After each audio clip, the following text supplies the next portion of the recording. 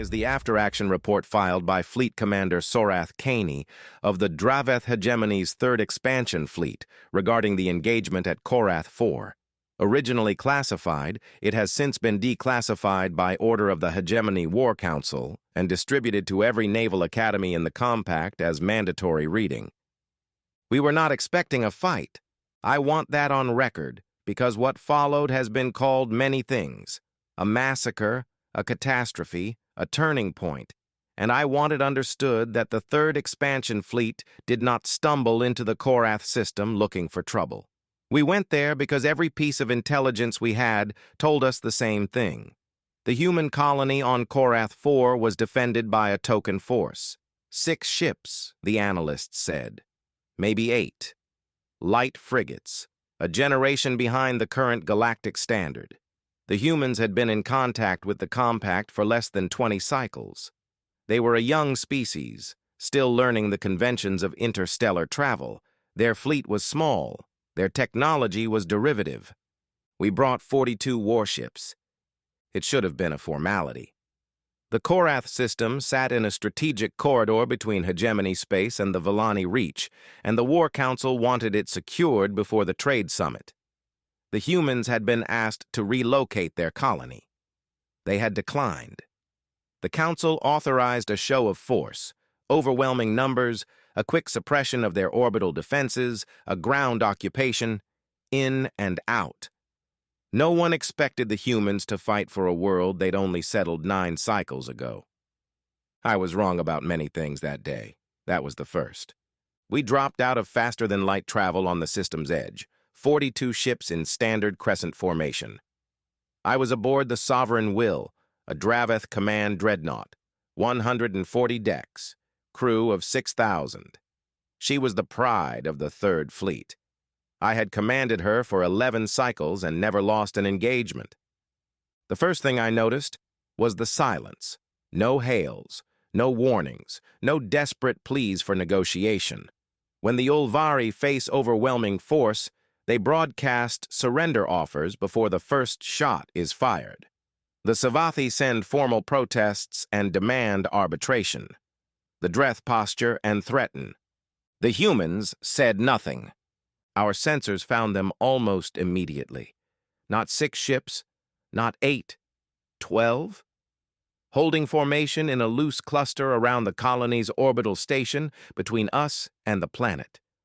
They were not running. They were not hiding. They were waiting. I studied them on the tactical display while my fleet closed the distance. They were ugly ships. There is no more diplomatic way to say it. Where hegemony vessels are sleek and angular, form following function, function following doctrine, the human ships looked like someone had welded slabs of armor plate onto industrial frameworks and bolted weapons to every flat surface. No symmetry, no elegance, heavy, blocky, graceless things with oversized engines and what appeared to be redundant systems layered on top of other redundant systems. My tactical officer, Venn, ran the standard threat assessment. He estimated their combined firepower at roughly 1/5 of ours. Their point defenses were dense, but short-ranged. Their armor was thick, surprisingly thick actually, but their shields were weak by compact standards. Bombardment range engagement, Venn recommended. Stand off at 4,000 units, suppress their point defenses with long-range lance fire, then close with the cruiser line for kill shots. 30 minutes. I approved the plan. It was textbook.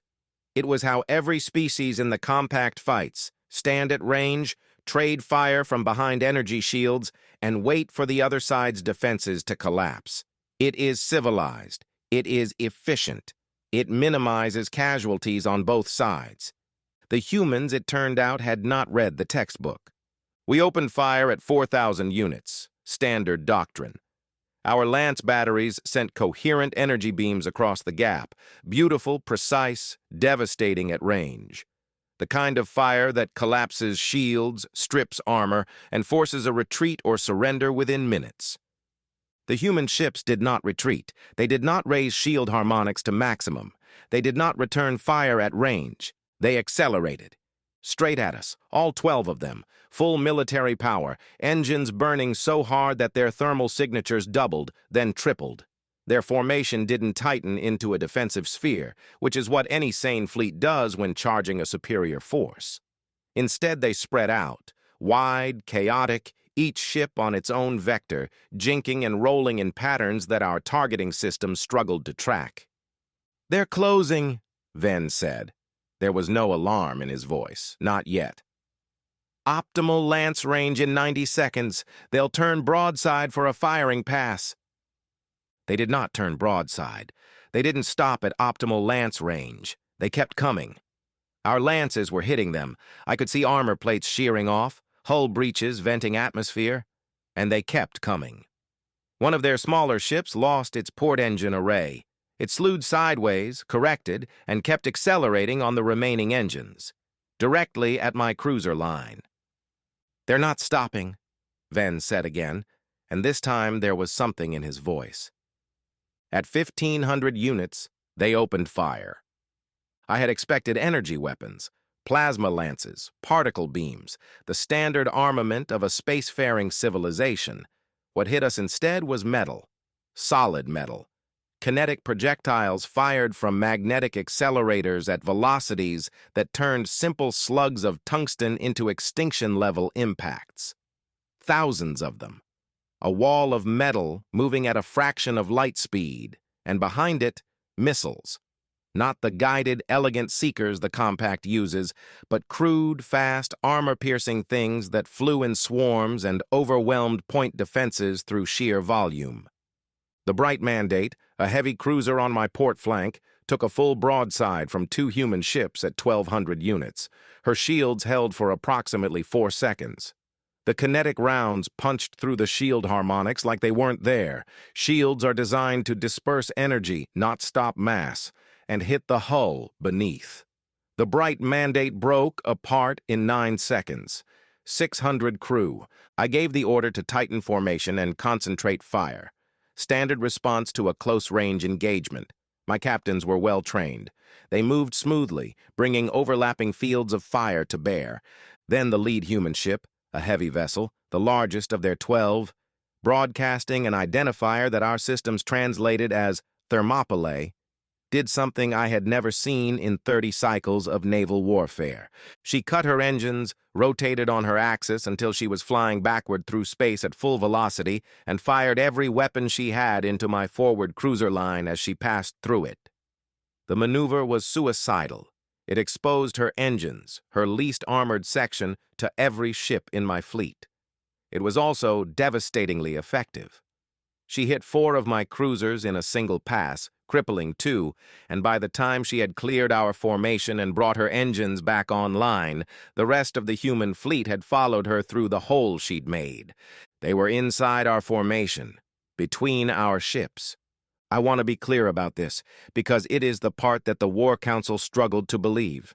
At engagement ranges below 500 units, fleet combat becomes a knife fight. Weapons cannot miss. Point defenses cannot track fast enough. Friendly fire becomes inevitable. Every naval doctrine in the compact treats close range as a failure state, something to be avoided, a sign that the battle has gone wrong. The humans treated it as the objective. They flew between my warships at 300 units, firing in every direction.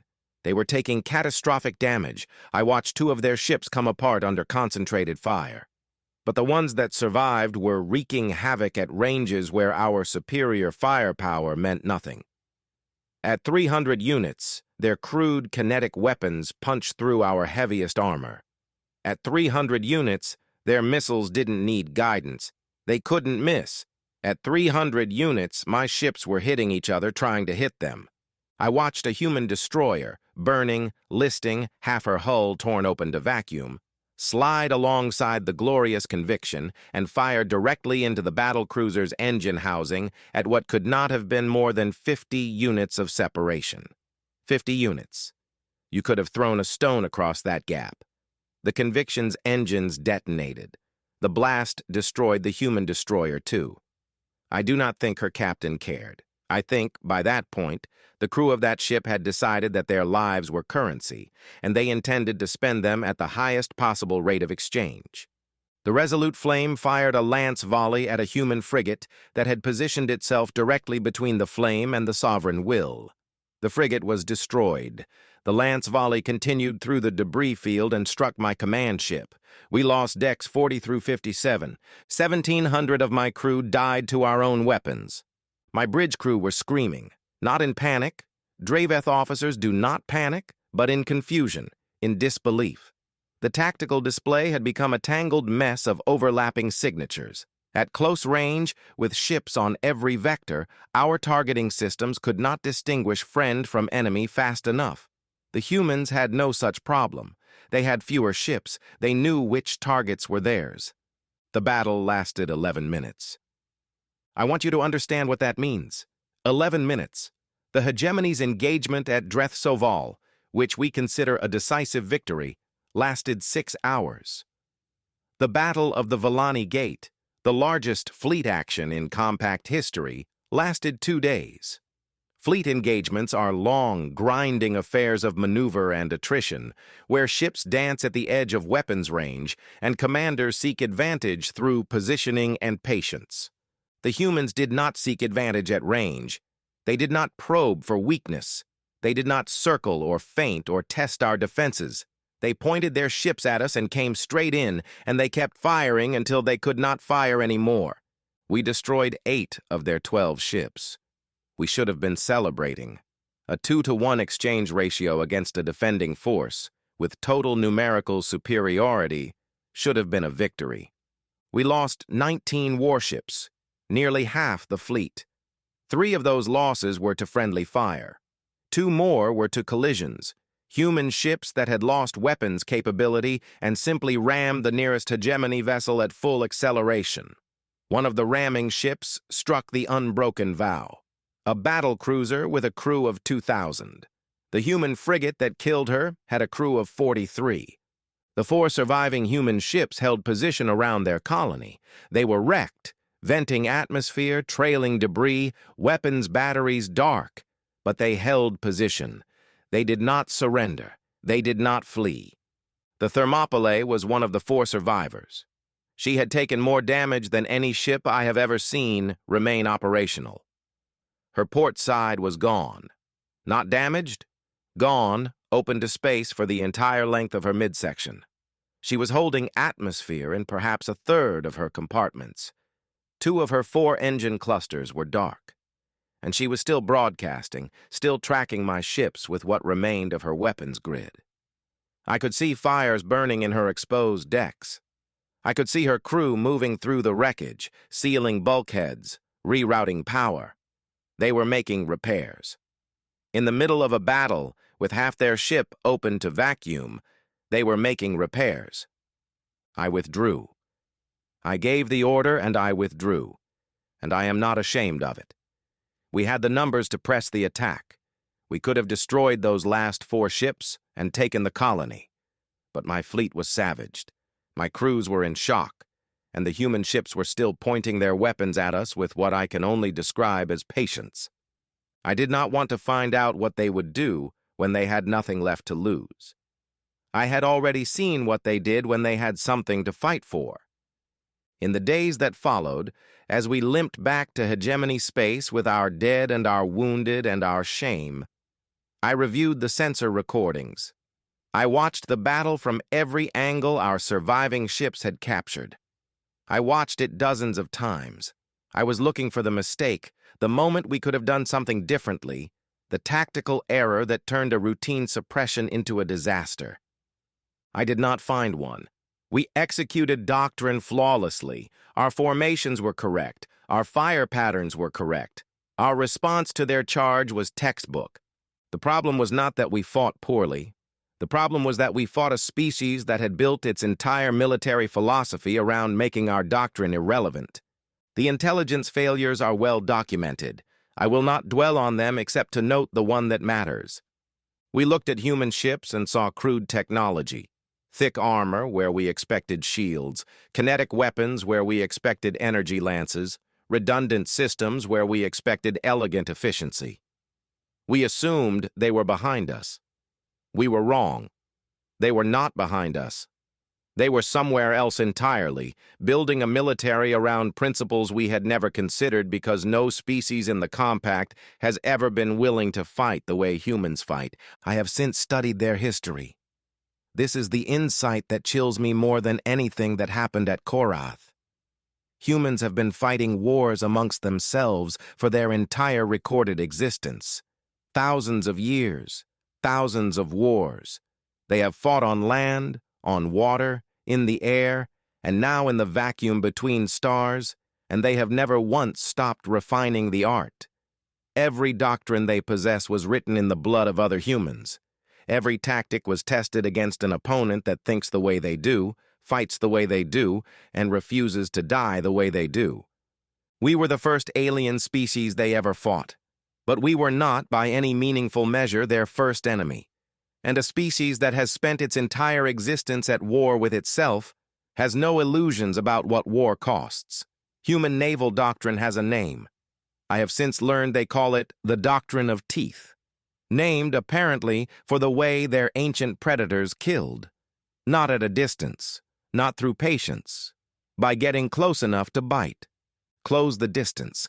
Engage at ranges where superior numbers and superior technology mean nothing. Make the enemy pay for every meter of space in blood and metal. We call it madness. They call it doctrine. The distinction, I have learned, is irrelevant. The colony on Korrath 4 was never taken. The War Council withdrew its authorization for the operation 6 days after my fleet returned. The humans sent a diplomatic message shortly afterward. It was brief. We would prefer to resolve this through negotiation. We have always preferred that, but we want to be clear. Korrath 4 is our home. If you come again, we will not fight with 12 ships. We will fight with all of them. The Hegemony's intelligence division has since estimated the total size of the human fleet at between 80 and 120 warships. That is a small navy by compact standards. The Hegemony alone fields 400. I have been asked by the War Council whether I believe we could win a full-scale war against humanity. My answer is in this report. We outnumbered them more than 3 to 1. We outgunned them. We had every advantage that naval doctrine considers decisive, and they killed nearly half our fleet, achieved every one of their objectives, and were still holding formation when we retreated. 12 ships against 42, and we were the ones who withdrew. Our superior numbers, our superior technology, our superior doctrine, none of it mattered once they closed the distance. And they will always close the distance. That is what they do. That is what they are. I do not know if we could win a full-scale war against humanity, but I know what it would cost. And I know that the humans, who sent 12 ships against 42, who rammed our battle cruisers with their frigates, who held position in burning wrecks rather than surrender, I know that they have already decided what they are willing to pay. The question is whether we have.